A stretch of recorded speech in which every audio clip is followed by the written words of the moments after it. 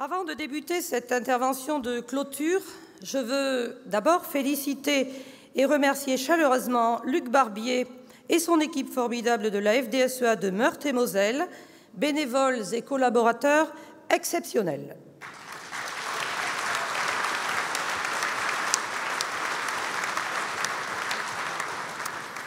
Nous connaissions la qualité d'accueil et le caractère authentique des Lorrains, parce que nous avons quelques spécimens à Paris.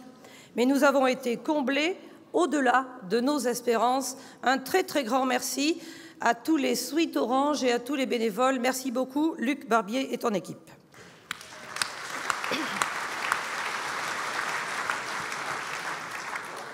Monsieur le ministre, Monsieur le préfet, Mesdames et Messieurs les parlementaires, Mesdames et Messieurs les présidents et présidentes d'organisations, Mesdames et Messieurs en vos grades et qualités, chers collègues, chers amis, agriculteurs et agricultrices, permettez-moi de vous dire l'immense fierté qui est la mienne à ce moment présent. Une fierté que je partage avec toute cette grande famille, cette grande et belle famille de la FNSEA et tous les présidents de la FNSEA qui m'ont précédé. Et je veux saluer ici chaleureusement François Guillaume, qui nous fait l'honneur et l'amitié d'être présent. Merci François Guillaume. Une fierté à la hauteur de l'intensité de la campagne électorale que nous venons de vivre. Merci, 1000 fois merci pour cet accueil dans tous vos départements. Merci pour votre énergie communicative, merci pour votre implication. Et que dire du résultat? J'entends encore Marc Lièvremont nous parler de la culture de la gagne, ou Claude Onesta de la force du collectif. Eh bien, les amis, nous avons réussi à faire le collectif de la gagne avec 55,55% de score favorable pour FNSEA plus JA.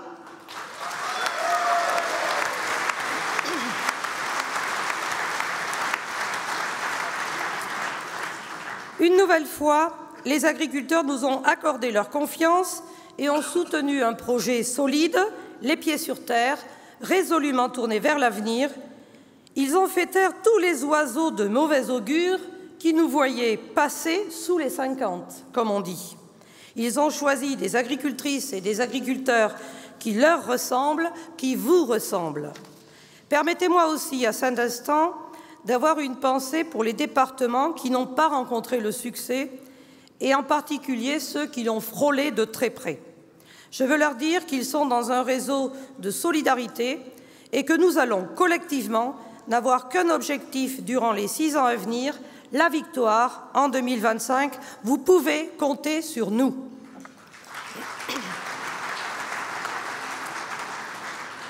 Ce résultat nous donne une force considérable qui s'appuie sur la culture du combat, de l'optimisme, de la proximité. Nous saurons nous en servir en janvier pour les élections MSA Pascal. Monsieur le ministre, vous l'avez compris, le syndicalisme FNSEA-JA, majoritaire, est une réalité démocratique réaffirmée. Vous avez devant vous, dans cette salle, les représentants des agricultrices et des agriculteurs de tous nos départements, de métropole et d'outre-mer, de toutes nos productions. Ils sont les garants du projet choisi par les agriculteurs. Ils seront exigeants, déterminés, prêts à un dialogue constructif. Car cette victoire nous oblige. Elle nous oblige à mettre en œuvre le projet que nous avons porté tout au long de cette campagne. Un projet au service des projets des agriculteurs. Un projet qui fait bouger les lignes en allant toujours de l'avant, même là où on ne nous attend pas. Un projet qui permette à chacun de s'inscrire dans le mouvement. Rappelez-vous l'année dernière à Tours, le monde bouge, bougeons. Les agriculteurs sont des entrepreneurs qui foisonnent de projets. Méthanisation, vente directe, transformation à la ferme, robotisation, protection intégrée, développement de start-up. Je ne peux citer ici toutes les initiatives vues au cours de la campagne sur le terrain. Soyons en mouvement pour donner à tous les agriculteurs la possibilité de les réaliser. C'est notre responsabilité. Nous sommes en mouvement lorsque nous nous engageons résolument dans le chemin de la recherche et de l'innovation, pour une agriculture durable et compétitive. Et je vous le dis très fort, il n'y aura pas de transition agricole réussie sans innovation de rupture. Regardez à quelle vitesse nous avons pris la révolution numérique. 79% des agriculteurs utilisent Internet pour les usages professionnels, soit plus que la moyenne des Français. Un laitier sur 2 qui s'installe s'équipe d'un robot de traite. L'agriculture est le deuxième marché mondial de la robotique de services professionnels et l'agriculture de précision explose. Et je me félicite que nous ayons pris les choses en main pour protéger les données des agriculteurs par notre charte Data Agri. Formons les agriculteurs, je sais que vous y êtes attachés. Adaptons la ferme France et n'ayons pas peur d'explorer toutes les voies du progrès. Agronomie, génétique, biotechnologie, équipements connectés, robotique, numérique, à l'État de nous aider à libérer ces énergies pour faire du principe d'innovation une précaution pour l'avenir.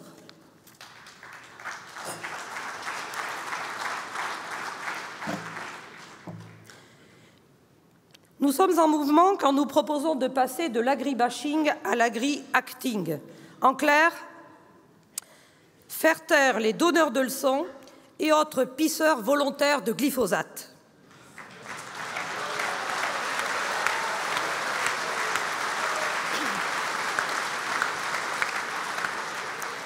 Ceux-là même qui nous expliquent à longueur de lignes, de pétitions ou de vidéos scandaleuses le bon et le mauvais, le faire bien et le faire mal.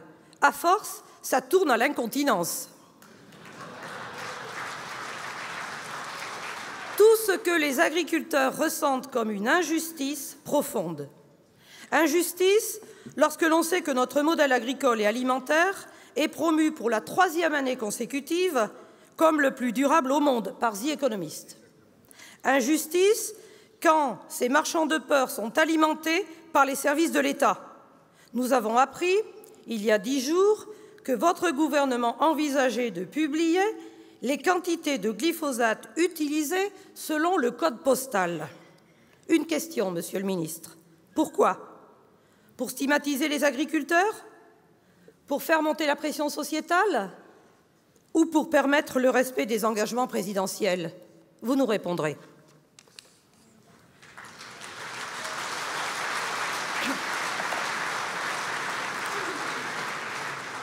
Oui, les agriculteurs ont mal à leur pays, Monsieur le ministre.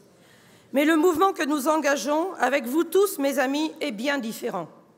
C'est le choix de l'engagement par la preuve. C'est le choix d'agir plutôt que de subir. Place à l'agri-acting, l'agriculture qui agit. Agri-acting parce que partout en France, des agriculteurs ont des projets pour répondre aux attentes sociétales des consommateurs. Partout, les agriculteurs et leurs filières s'organisent et s'engagent dans des démarches de progrès. HVE, certification, RSE, pour n'en citer que quelques-unes, France Terre de lait, le porc français, pacte pour un engagement sociétal en élevage bovin ou encore la démarche des nouveaux céréaliers. Sans parler des stratégies collectives de segmentation, par exemple dans les plans de filière. Doubler les surfaces en céréales bio en 5 ans, passer de 3 à 40% de viande bovine label rouge, passer à 5% de porc bio d'ici 5 ans. Agri-acting parce que les agriculteurs s'engagent dans des démarches de réduction de l'usage, des risques et des impacts des produits phytosanitaires. Certaines filières ont pris des engagements lourds, moins 20 à moins 50% d'ici 2030 en fruits et légumes, moins 50% d'ici 2025 en viticulture. Et que dire du changement impulsé par le contrat de solutions pour la protection des plantes? Avec 44 partenaires, nous y reviendrons. Agri-acting car, avec les plans de filière, nous nous engageons résolument contre le changement climatique. Objectif de moins 20 à moins 30% des émissions de gaz à effet de serre en oléoprotéagineux. Un éleveur laitier sur 2 engagé d'ici 5 ans dans la ferme laitière bas carbone. Développement de la méthanisation dans la filière céréalière, etc., etc. Agri-acting encore sur les pratiques d'élevage avec les chartes bien-être ambitieuses dans toutes les espèces animales et surtout sur la réduction de 36% des antibiotiques, bien au-delà de l'objectif de 25% assigné dans le plan éco-antibio. Monsieur le ministre, nous fonçons, soyez-en sûrs, nous sommes tous au travail. Cet élan collectif n'est pas une question de modèle, n'en déplaise à certains. À la FNSEA, nous faisons le choix responsable de ne jamais opposer les modèles. Notre mission est de répondre au marché, à tous les marchés. Votre mission, Monsieur le ministre, c'est de créer les conditions de l'émergence et de la réussite de tous ces projets. Je le dis avec la plus grande force, il n'y aura de réussite que s'il y a un résultat économique au bout de chaque projet. Alors, Monsieur le ministre, nous vous attendons sur 4 chantiers de taille. La reconquête des prix agricoles, la baisse des charges, la résilience de nos exploitations et enfin la vitalité des territoires ruraux. Commençons par le chantier des prix. Au démarrage des États généraux de l'alimentation, tous les acteurs de la chaîne alimentaire s'accordaient sur un point essentiel, la nécessité de mettre un coup d'arrêt à cette spirale infernale de la guerre des prix, qui détruit chaque année 1 milliard d'euros de valeur, qui casse des exploitations agricoles, des PME, l'emploi et l'activité dans nos territoires. Oui, l'alimentation a un prix, les Français le savent et nous le disons fort, plus vert, c'est plus cher.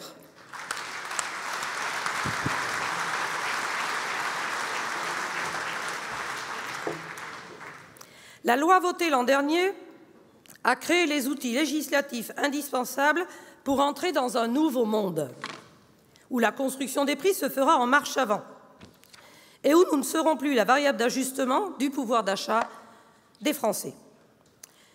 Même le Parlement européen s'y met, comme l'a dit Michel Dantin à l'instant, pour sanctionner les pratiques déloyales des distributeurs, notre volonté à payer. Alors, il manque encore, pour sécuriser le dispositif, l'ordonnance sur les prix abusivement bas, et nous espérons, Monsieur le ministre, que vous allez nous annoncer une bonne nouvelle. Nous sommes tenaces et nous voulons mener au bout cette réforme tellement attendue par les agriculteurs. En effet, l'encre de la loi et des ordonnances à peine sèche, les mauvaises pratiques ont repris de plus belle. Demande de déflation, promos abusives, menaces de déréférencement et j'en passe. Le vieux monde vit toujours. Mais comme je suis une incorrigible optimiste, je regarde certains contrats positifs signés notamment dans le secteur laitier. Et je veux croire que le changement est possible à condition de ne rien lâcher. Nous n'avons plus le temps d'attendre. Nos trésoreries ont besoin de concret. Maintenant, l'application immédiate de la loi doit faire plier les mauvais joueurs, les contrôles de l'administration s'intensifier, les sanctions être publiées et le name and shame s'appliquer. Et s'il le faut, Monsieur le ministre, mettez des caméras dans les boxes de négociation.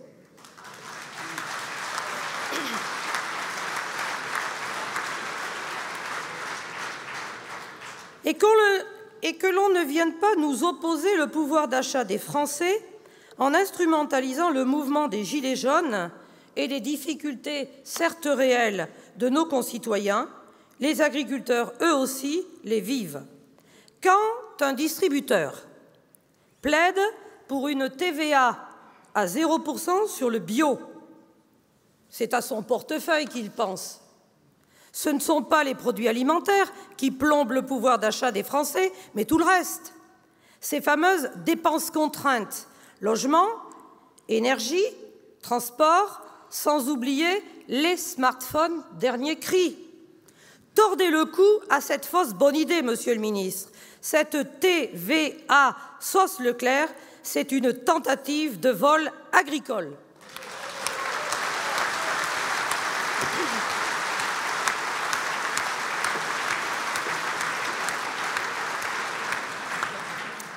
Elle masque en fait la difficulté pour la distribution de réinventer son modèle. Ils sont forts pour nous dire « transformez-vous », très forts. Et une difficulté aussi à nouer des partenariats équitables avec ses fournisseurs. Car oui, la loi ne fera pas tout et nous le savons. Ce nouveau code de la route n'exonère pas la responsabilité collective des acteurs. Nous avons un rôle déterminant à jouer avec nos organisations de producteurs, dans nos interprofessions, dans les plans de filière. Il nous appartient de renforcer notre propre organisation économique et de faire vivre la contractualisation. Le syndicalisme sera économique ou ne sera pas, comme l'ont dit hier les secrétaires généraux dans leur rapport moral. Nous avons l'obligation de réinvestir cette compétence économique et en premier lieu dans nos coopératives. Les coopératives sont le prolongement de nos exploitations. Nous ne l'oublions pas. À nous d'être exigeants et impliqués, à elles de se transformer et de réinventer leur gouvernance. À vous, Monsieur le Ministre, de garantir la spécificité de ce modèle d'organisation économique et territoriale que beaucoup de pays dans le monde nous envient. Soutenir le prix, c'est aussi favoriser le manger français. Nous avons obtenu le renouvellement de l'expérimentation française sur l'étiquetage d'origine des viandes et du lait jusqu'en 2020. C'est bien, mais il faut aller plus loin. La FNSEA soutient l'initiative citoyenne européenne Eat Original afin d'engager la Commission à légiférer. Au fait, Monsieur le Ministre, avez-vous signé cette pétition? Vous pouvez le faire juste à la sortie. Jérôme Despé y veillera.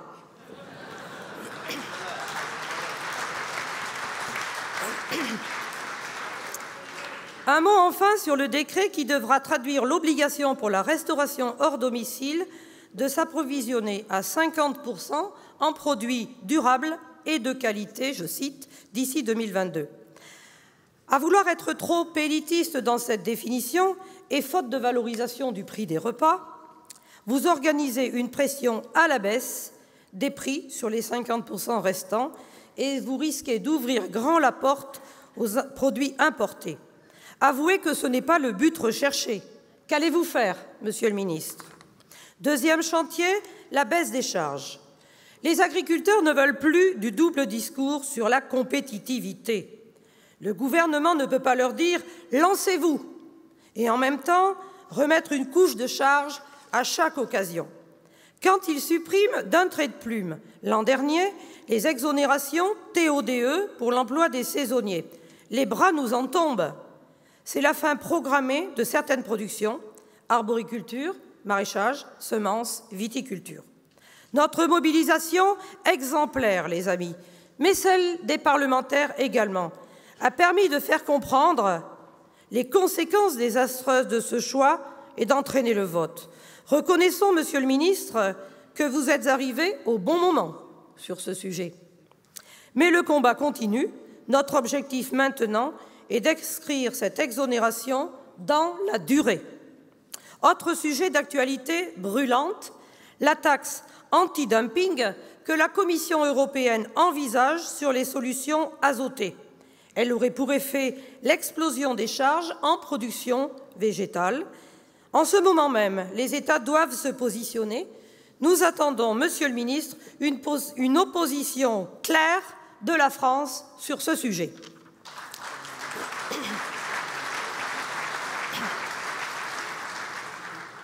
Je veux à présent évoquer la transition écologique, celle-là même qui a déclenché les actions des Gilets jaunes sur les ronds-points. Il nous en a fallu de la responsabilité pour ne pas les rejoindre, car franchement, la coupe est pleine. Juste pour l'année dernière, hausse de la RPD, interdiction des remises rabais-ristournes, séparation vente-conseil, suppression de produits phytosanitaires, laissant les agriculteurs dans des impasses, des charges et des arrêts de production. Des décisions qui pénalisent notre compétitivité et ouvrent encore une fois la porte aux importations dites sportives. Savez-vous comment les producteurs de pommes de terre des Hauts-de-France nomment ces usines de transformation gigantesques qui se multiplient de l'autre côté de la frontière? Panzer patate. Panzer patate. Pour nous, dans cette affaire, c'est zéro patate.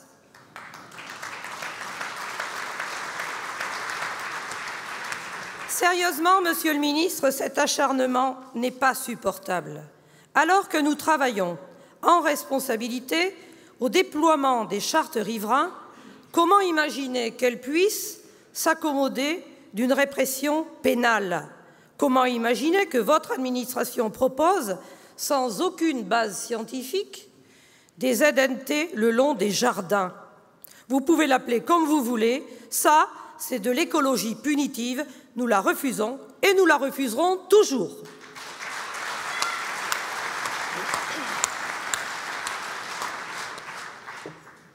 À la FNSEA, nous avons toujours privilégié la solution à l'interdiction, le contrat à la norme. C'est l'objectif du contrat de solution pour une trajectoire de progrès pour la protection des plantes, proposé par 44 partenaires. Je dis bien 44. Cessons d'interdire des produits qui n'ont pas d'alternative, brutalement, sans phase de transition ni accompagnement. Vous avez signé, au Salon de l'Agriculture, le préambule du contrat de solution. Je tiens à vous en remercier. J'y vois une inflexion. Et je sais que vous avez œuvré au plus haut sommet de l'État pour faire reconnaître le bien-fondé de notre démarche. En partenaires sincères, nous sommes dorénavant liés. Nous devons tenir nos engagements réciproques. Pour nous, mobiliser tous les acteurs professionnels et déployer les solutions pour le terrain. Pour vous, Monsieur le Ministre, dégager les moyens d'accompagnement afin que cette transition soit compatible avec la compétitivité de nos exploitations. C'est simple, chacun son contrat. Sur la transition énergétique aussi, il nous faut de la cohérence. Nous avons de l'ambition et comptons bien en faire une opportunité économique pour l'agriculture française. Mais encore faut-il que la programmation pluriannuelle de l'énergie le permette. L'objectif de 7% de biogaz dans la consommation de gaz en 2030 est trop modeste. De plus, conditionné à une trajectoire brutale et trop rapide de baisse du prix de rachat, cela ne laissera aucune chance aux projets agricoles et territoriaux de se développer durablement. Personne ne demande à l'industrie automobile de baisser ses prix de 30% sur les véhicules automobiles. Alors, les raisonnements comptables des argentiers de Bercy nous préparent un avenir sans projet.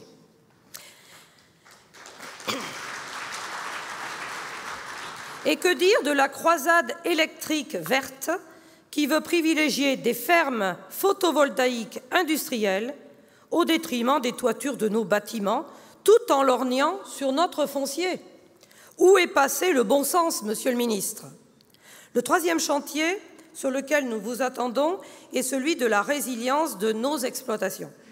Depuis trop longtemps, nous répétons qu'il faut renforcer la capacité des exploitations à faire face aux aléas dont la violence et la récurrence s'intensifient sous l'effet du changement climatique et des crises sanitaires liées à la mondialisation des échanges.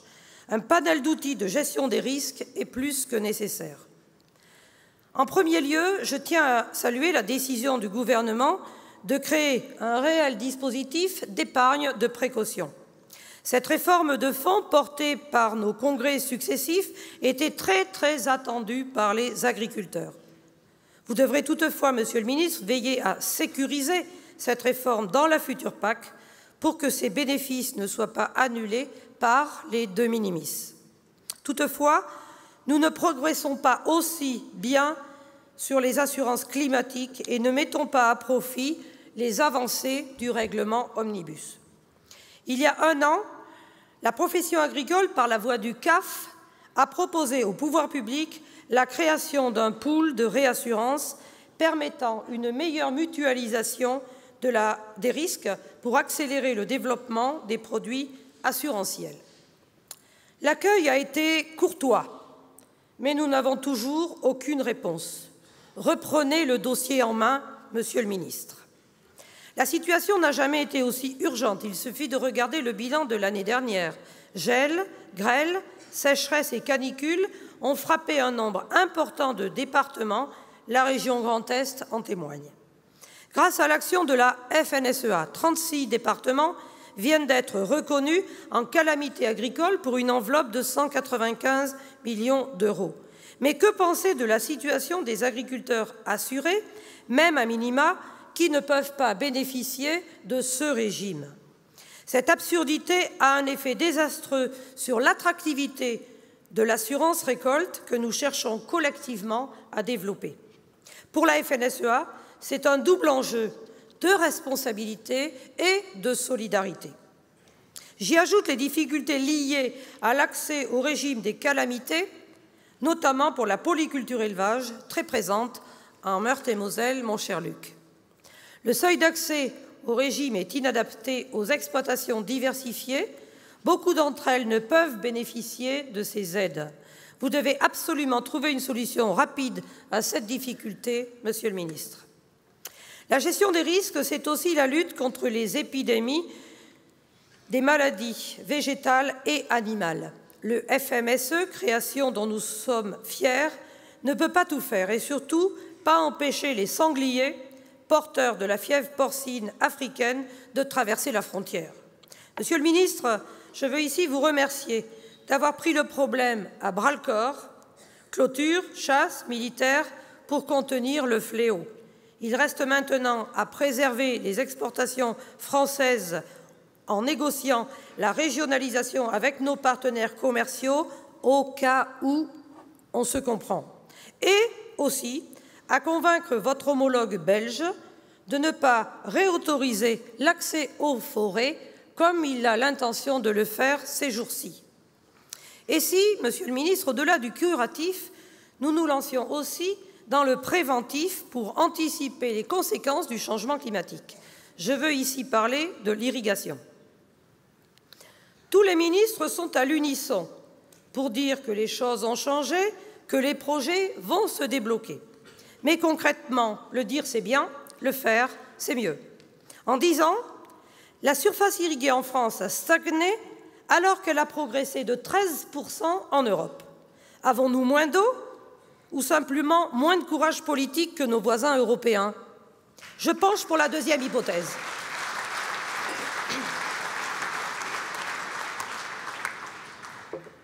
Le projet d'instruction qui doit donner la possibilité aux agences de l'eau de financer des créations de réserves au-delà de la substitution ne semble toujours pas arbitré.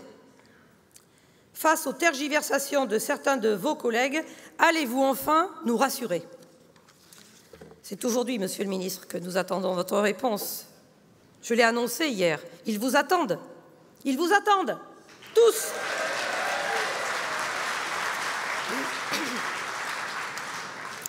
Mon quatrième chantier, c'est celui de la ruralité. La jaunisse aiguë dont souffre notre pays appelle à une reconsidération des territoires ruraux. Pour tout vous dire, nous nous sentons les premiers de corvée. Les premiers de corvée. Nous nous sentons abandonnés par l'État lorsque nous constatons les fermetures continues de services publics ou l'absence d'accès à la téléphonie ou à Internet. Nous nous sentons déclassés quand nos retraités n'arrivent pas à joindre les deux bouts après une vie de travail. La réforme des retraites, qui apportera des réponses aux retraités agricoles de demain, ne doit pas oublier les retraités d'aujourd'hui. Un minimum de retraite égal à 85% du SMIC est impératif.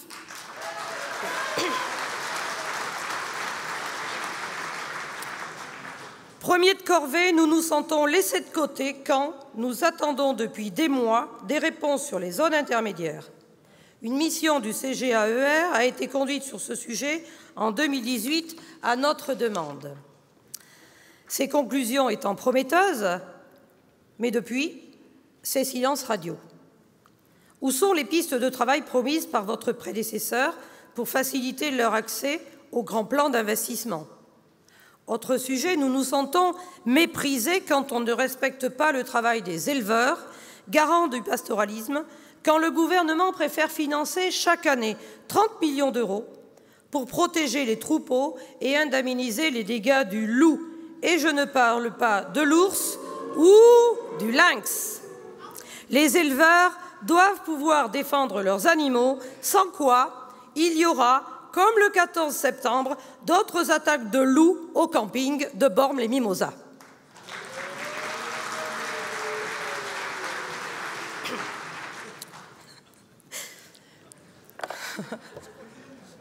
Le font bien, hein.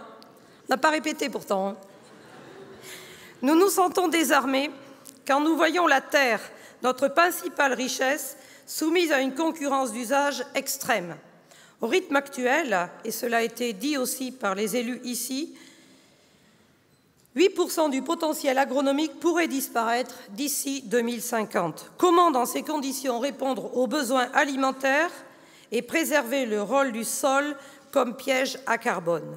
Nous avons besoin d'une nouvelle loi foncière qui favorise l'installation de nouvelles générations d'agriculteurs et reconnaisse enfin le statut d'agriculteur professionnel. Nous sommes prêts à faire des propositions dans ce sens.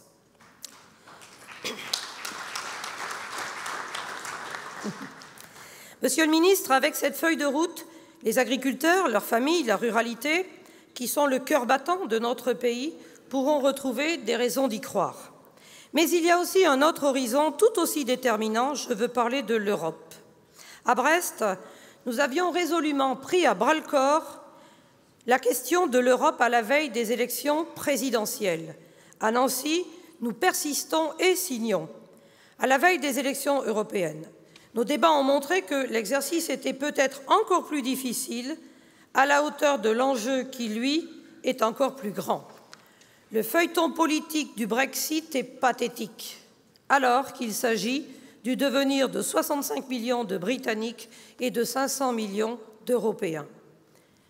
Des politiciens de tous horizons ont joué au jeu dangereux, c'est la faute à Bruxelles. Ils ont fait croire à leurs concitoyens que l'Europe était devenue la mère de tous les maux et qu'en sortir permettrait aux Anglais d'être mieux soignés, par exemple.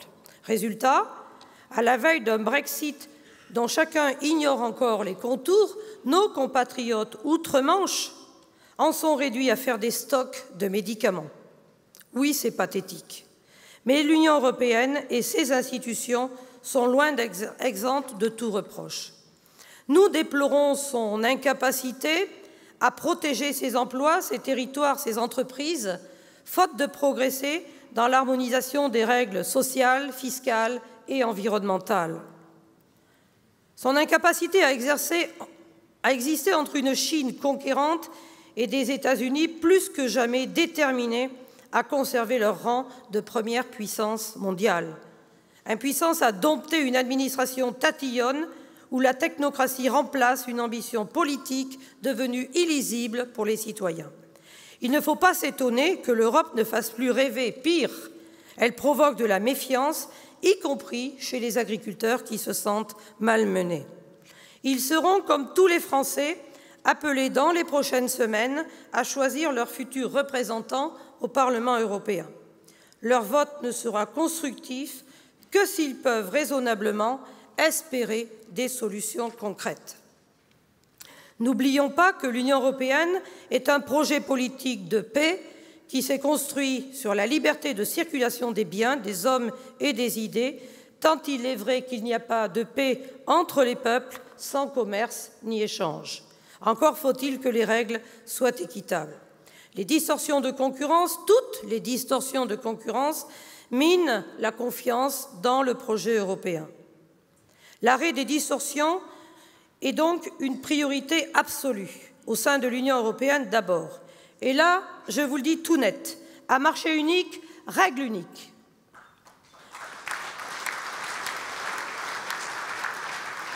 Il est de la responsabilité du gouvernement d'éviter toute surtransposition franco-française et de faire converger les normes européennes.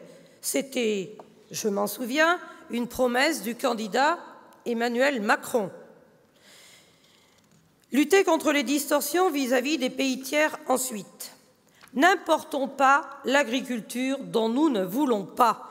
Était notre mot d'ordre d'action syndicale du 10 juin. N'importons pas l'agriculture que nous ne voulons pas, Monsieur le ministre.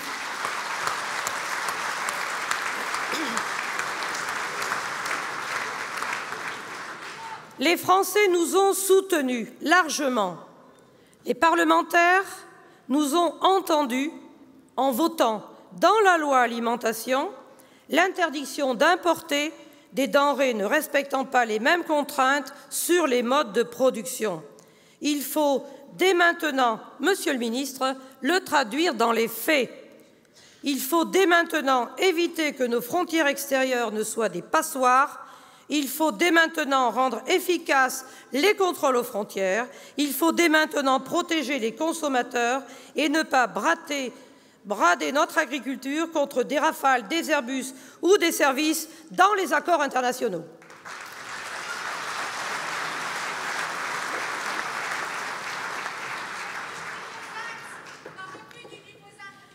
C'est la condition sine qua non pour réussir l'axe majeur de votre politique, celui de la montée en gamme.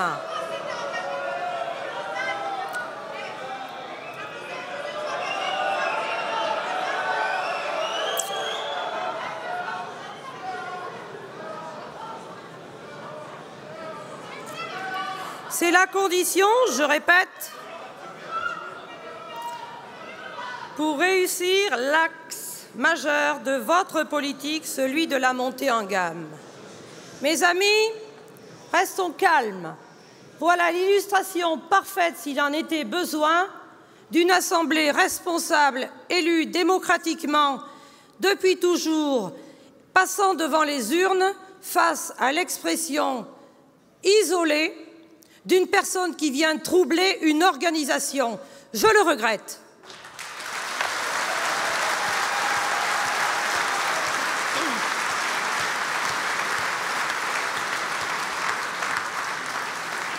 Les portes de nos organisations ne sont pas fermées au dialogue. Nos organisations, nos bâtiments ne sont pas des blocos. Mais le dialogue nécessite le respect, et là, c'est un geste d'irrespect que je dénonce.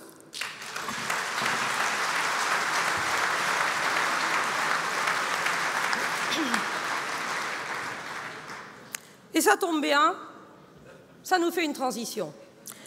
Ne croyons pas que le repli sur soi ou l'égoïsme soit une solution. C'est un écueil tout aussi dangereux, Monsieur le ministre. Il n'est pas supportable de voir le solde de notre balance commerciale agricole et agroalimentaire décrocher d'année en année. En réalité, la France n'assure plus sa sécurité alimentaire. L'Europe doit offrir de nouvelles perspectives aux agriculteurs en leur permettant de répondre à une demande alimentaire mondiale en croissance. Elle doit développer une stratégie ambitieuse à l'exportation en valorisant le haut niveau de sécurité alimentaire et sanitaire des produits européens et particulièrement des produits français. Elle doit réaffirmer l'impératif de sa souveraineté alimentaire, je pense tout particulièrement aux protéines. Une Europe conquérante et protectrice, voilà les raisons d'espérer, voilà comment réinventer l'Europe. Dans ce projet, la politique agricole commune occupe un rôle central, car l'agriculture est bien plus qu'un secteur économique.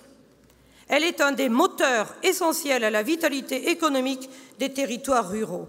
Elle est le socle de la souveraineté alimentaire au cœur d'enjeux géostratégiques. Elle est enfin le lien particulier avec nos concitoyens attachés à une alimentation saine, sûre et accessible à tous. La société attend des réponses sur l'alimentation, le climat, la protection de l'environnement et la biodiversité. L'agriculture est la solution à ces nouveaux enjeux si et seulement si elle peut améliorer sa compétitivité, sa durabilité, sa résilience. Pour cela, redonnons sens, efficacité et simplicité à la PAC. N'en déplaise à certains esprits chagrins, les agriculteurs portent une réelle ambition pour la PAC. Une PAC au service du bien commun, une PAC qui accompagne le mouvement et les projets des agriculteurs. Nous voulons une PAC qui reconnaisse notre rôle pour relever le défi climatique et qui accompagne résolument et massivement la transition agroécologique. Simplifier la conditionnalité en reconnaissant les équivalences, privilégier les démarches de progrès visant la double performance, encourager des mesures simples, applicables à toutes les exploitations. Nous voulons une PAC qui protège plus et mieux contre les risques climatiques, sanitaires et économiques. Enfin, nous voulons une PAC qui assure la vitalité des territoires ruraux, compenser les handicaps naturels, revitaliser nos zones intermédiaires, cibler les aides sur les agriculteurs professionnels qui participent effectivement à la sécurité alimentaire de l'Europe, une PAC qui accompagne et structure les filières, qui favorise l'organisation des producteurs, qui soutiennent avec détermination l'investissement et l'innovation. Cette ambition n'aura de portée que si elle est partagée par l'ensemble des États membres. Le C de la PAC est, à mes yeux, un des enjeux clés de la réforme proposée par la Commission. La PAC doit rester vraiment commune. Un excès de subsidiarité conduirait à des distorsions nouvelles entre États, à une renationalisation déguisée, à des discriminations entre agriculteurs. C'est pourquoi nous pensons indispensable de mettre des bornes strictes à l'utilisation de chacun des instruments. Des bornes strictes et communes, Monsieur le Ministre. En fait, je manque d'eau. Jérôme Despé. Ah, je vais vous servir. Ça fait 3...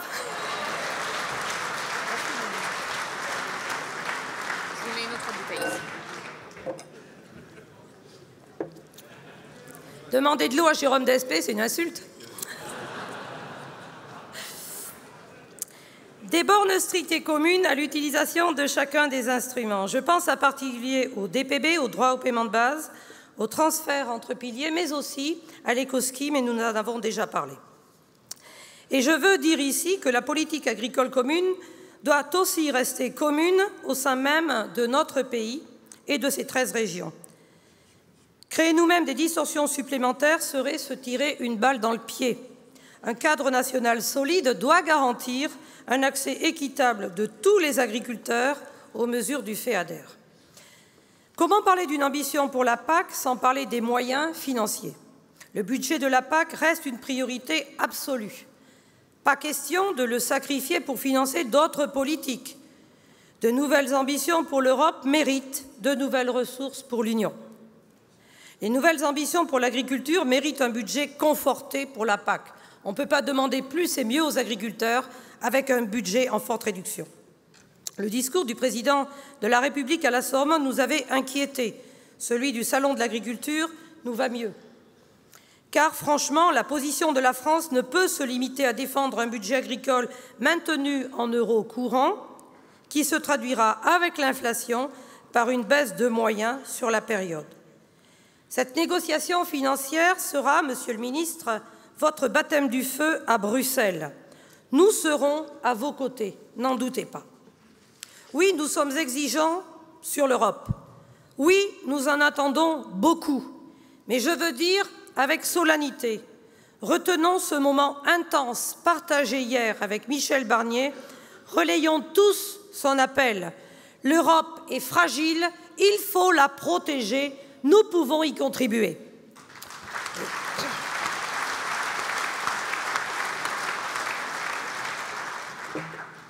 Voilà, mes amis, les défis immenses qui nous attendent. Ils sont immenses, certes, mais à notre portée, parce que nous sommes unis et déterminés. Déterminés à accompagner comme jamais les projets économiques des agriculteurs, de tous les agriculteurs, dans l'ensemble des territoires. Déterminés à redonner du souffle à l'idéal européen. Déterminés à défendre notre profession et à lancer les chantiers fondateurs pour un nouveau syndicalisme. Je suis déterminée à rendre les agriculteurs fiers et heureux de ce qu'ils sont et de ce qu'ils font.